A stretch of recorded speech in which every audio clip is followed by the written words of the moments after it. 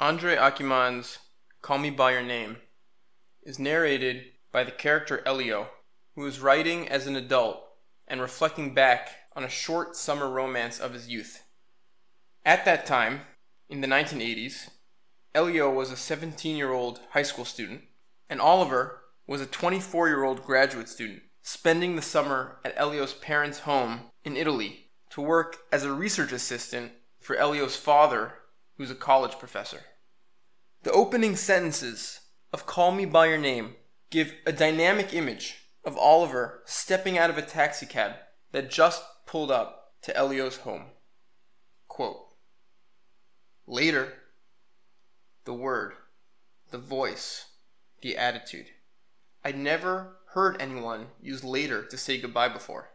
It sounded harsh, curt, and dismissive, spoken with the veiled indifference of people who may not care to see or hear from you again." End quote. Oliver's expression, later, to say goodbye, fascinates Elio. At one point, while talking to his parents, Elio imitates Oliver's usage of the word later and jokes that Oliver will use later to say goodbye to their family when the time comes for him to leave after his 6-week stay. On one occasion, while Elio and Oliver are biking into the city and their conversation touches on some piece of Oliver's past that Oliver wants to avoid, he evades Elio's question with that same word. Elio's reaction, quote, "The answer I had promised never to incite in him came at me like the thwack of a jack-in-the-box wearing a baleful smirk." End quote. More than this specific mannerism, Elio is enchanted by Oliver's attitude of confidence and self-possession. Elio describes his awe for Oliver's personality.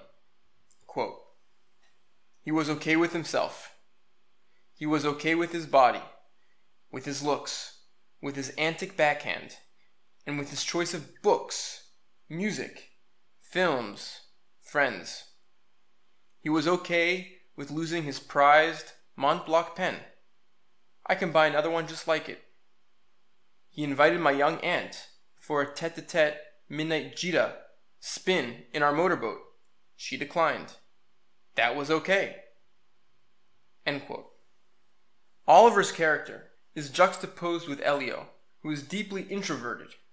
Toward the opening of the book, he characterizes his self-conscious and introspective behavior. Quote, "The fumbling around people I might misread and don't want to lose, and must second guess at every turn. The desperate cunning I bring to everyone I want and crave to be wanted by. The screens I put up as though between me and the world. There were not just one, but layers of rice paper sliding doors. The urge to scramble and unscramble what was never really coded in the first place." End quote. Elio's private obsession with Oliver and his fear of being rebuffed by Oliver and his inability to talk to anyone about this obsession contrasts dramatically with the way Elio perceives Oliver's carefree nature. This juxtaposition is brought into stark relief in a scene around the breakfast table in which Elio tells his parents and Oliver about a sexual tryst he had with his girlfriend on the previous night. Quote, "We almost did it, I told both my father and Oliver the next morning as we were having breakfast." "And why didn't you?" asked my father. "Dunno. Better to have tried and failed." Oliver was half mocking and half comforting me with that oft rehashed saw. "Try again later," said Oliver. This was what people who were okay with themselves did. But I could also sense he was onto something and wasn't coming out with it. Perhaps because there was something mildly disquieting behind his fatuous, though well-intentioned, "try again later." He was criticizing me, or making fun of me, or seeing through me. It stung me when he finally came out with it. Only someone who had completely figured me out would have said it. If not later, when? My father liked it. If not later, when? It echoed Rabbi Hillel's famous injunction, if not now, when? I repeated his phrase as if it were a prophetic mantra, meant to reflect how he lived his life and how I was attempting to live mine. By repeating this mantra that had come straight from his mouth, I might trip on a secret passageway to some nether truth that had hitherto eluded me, about life, about others, about me with others. Try again later were the last words I'd spoken to myself every night when I'd sworn to do something to bring Oliver closer to me. Try again later meant I haven't the courage now. Things weren't ready just yet. Where I'd find the will and the courage to try again later, I didn't know. But I also knew that I was circling wagons around my life with try again laters, and that months, seasons, entire years, a lifetime could go by with nothing but Saint Try Again Later stamped on every day. Try again later worked for people like Oliver. If not later, when? Was my shibboleth. End quote. A central question that Elio grapples with in the early part of the book is what caused him to fall so desperately and maddeningly in love with Oliver. Part of the answer that Elio offers is a sense of affinity between his mind and Oliver's. Early in the book, while bemoaning his impression that Oliver doesn't like him, Elio references an incident in which Oliver picked up on a reference that Elio made to an Italian author named Carlo Levi. Quote, I wanted him to be kind to me again, to laugh with me as he had done just a few days earlier on the abandoned train tracks, or when I'd explained to him that same afternoon that B was the only town in Italy where the Corriera, the regional bus line carrying Christ, whisked by without ever stopping. He had immediately laughed and recognized the veiled allusion to Carlo Levi's book. I liked how our minds seemed to travel in parallel, how we instantly inferred what words the other was toying with, but at the last moment held back. End quote. Another characteristic example of Elio's subtle and coded communication with Oliver, and the non-verbal shades of meaning that Elio savors, is a scene in which Elio's family is gathered indoors, and Oliver suggests that he and Elio go see a movie together. Quote, how about catching a movie? He blurted out one evening when we were all sitting indoors, as if he'd suddenly hit on a solution to what promised to be a dull night indoors. We had just left the dinner table, where my father, as was his habit these days, was urging me to try to go out with friends more often, especially in the evening.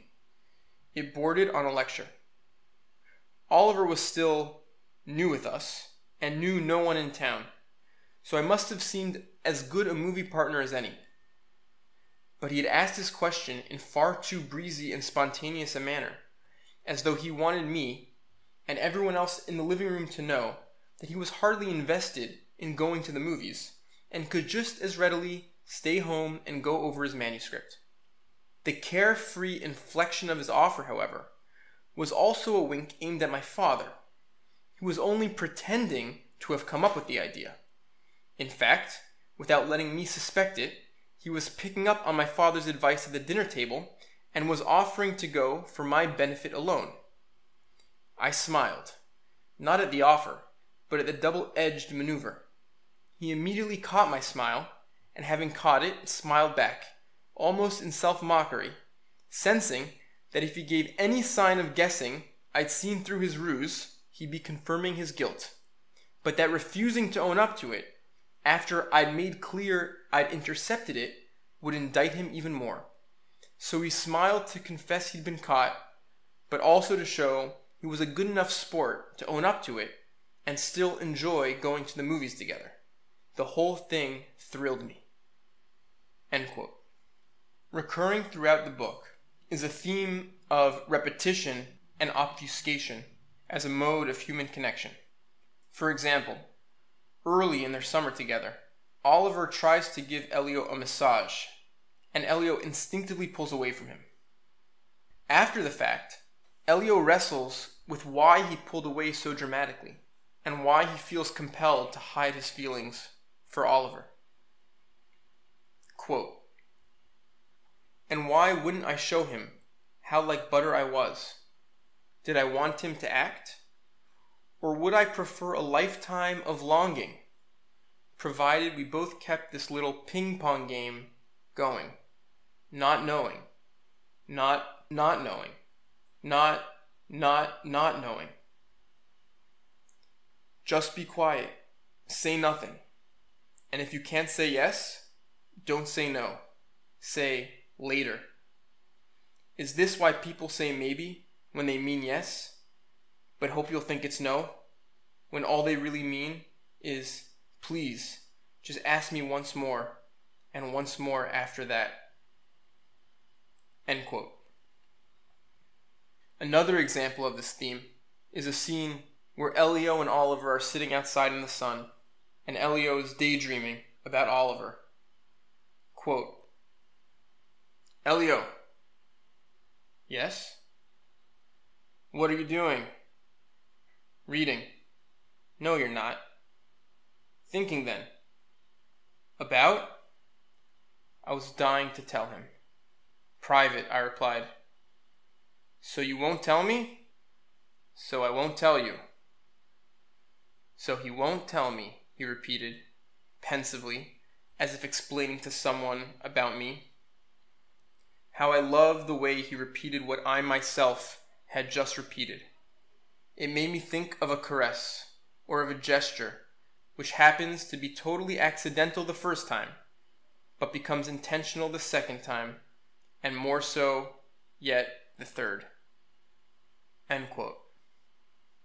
One of the central themes explored in this book is the theme of identity. The ways in which our identities can be fluid and layered and often inscrutable.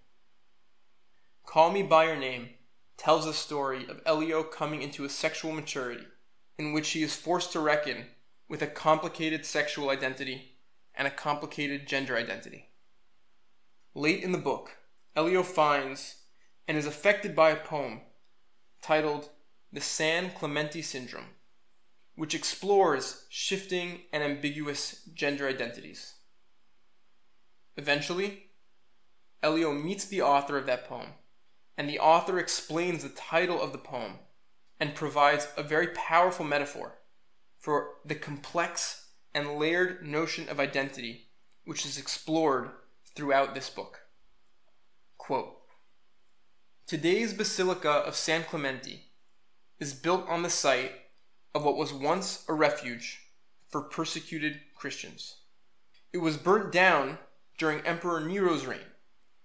Next to its charred remains, in what must have been a large cavernous vault, the Romans built an underground pagan temple dedicated to Mithras, god of the morning, light of the world, over whose temple the early Christians built another church, dedicated, coincidentally or not, this is a matter to be further excavated, to another Clement, Pope Saint Clement, on top of which came yet another church that burnt down, and on the site of which stands today's basilica. And the digging could go on and on. Like the subconscious, like love, like memory, like time itself, like every single one of us, the church is built on the ruins of subsequent restorations. There is no rock bottom. There is no first anything, no last anything. just layers and secret passageways and interlocking chambers like the Christian catacombs, and right along these, even a Jewish catacomb." End quote. Call Me By Your Name is about an older Elio reflecting back on a formative experience of his youth. But it's also about a youthful Elio reflecting on his future and trying to imagine how he will make the transition into adulthood. In the depths of his despairing about Oliver, Elio wonders about the life ahead of him and the outcome of the emotional pain he's currently enduring. Quote, "If we went for an early morning swim, I might be overcome again with a surfeit of self-loathing. I wondered if one got used to that, or does one accrue a deficit of malaise so large that one learns to find ways to consolidate it in one lump feeling with its own amnesties and grace periods." End quote. When Elio finally alludes to Oliver about his love during a bike ride together into the city, Oliver responds to this revelation with incredulity. Quote, "Do you know what you're saying?" This time, I looked out to the sea, and with a vague and weary tone that was my last diversion, my last cover, and my last getaway, said, "Yes, I know what I'm saying, and you're not mistaking any of it. I'm just not very good at speaking, but you're welcome never to speak to me again." Wait, are you saying what I think you're saying? Yes. Now that I had spilled the beans, I could take on the laid-back, mildly exasperated air with which a felon, who surrendered to the police, confesses yet once more to yet one more police officer how he robbed the store.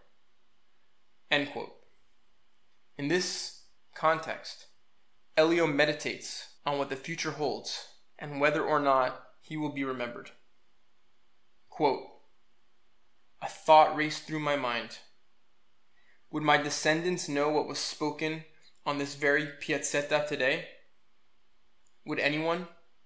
Or would it dissolve into the thin air, as I found part of me wishing it would? Would they know how close to the brink their fate stood on this day on this piazzetta?" The thought amused me and gave me the necessary distance to face the remainder of the day. In 30-40 years, I'll come back here and think back on a conversation I knew I'd never forget, much as I might want to someday. I'd come here with my wife, my children, show them the sights, point to the bay, the local cafes, the Danzig, the Grand Hotel. Then I'd stand here and ask the statue and the straw-backed chairs and the shaky wooden tables to remind me of someone called Oliver.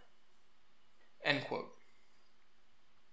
Despite the brevity of their relationship, Oliver makes a profound and indelible impact on Elio's life.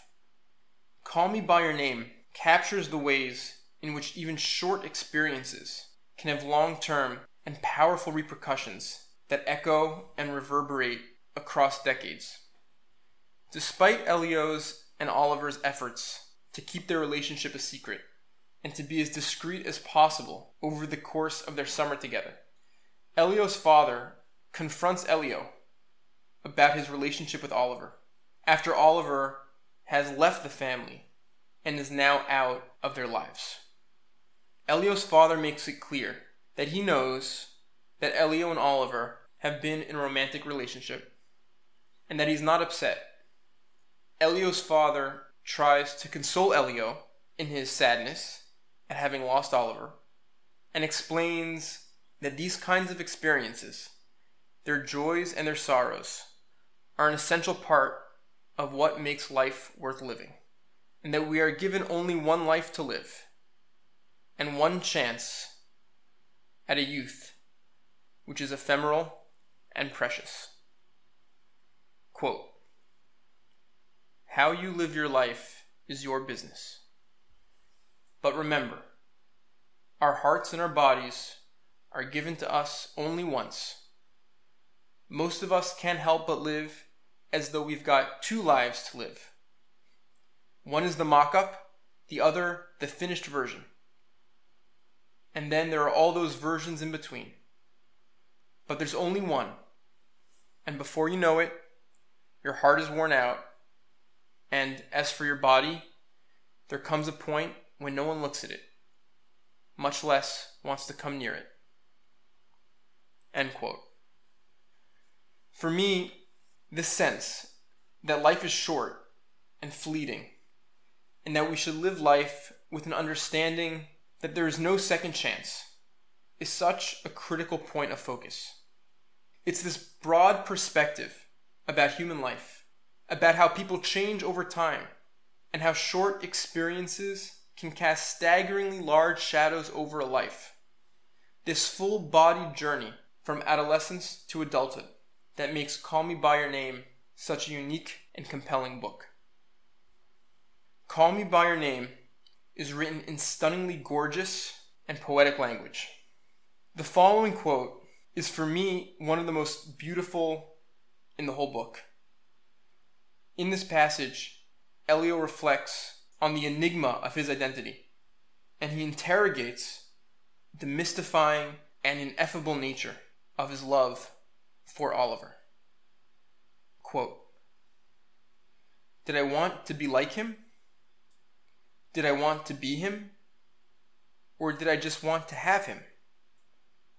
Or are being and having thoroughly inaccurate verbs in a twisted skein of desire, where having someone's body to touch and being that someone we are longing to touch are one and the same, just opposite banks on a river that passes from us to them, back to us, and over to them again, in this perpetual circuit, where the chambers of the heart, like the trap doors of desire, and the wormholes of time, and the false bottom drawer we call identity, share a beguiling logic, according to which the shortest distance between real life and the life unlived, between who we are and what we want, is a twisted staircase designed with the impish cruelty of M.C. Escher." End quote.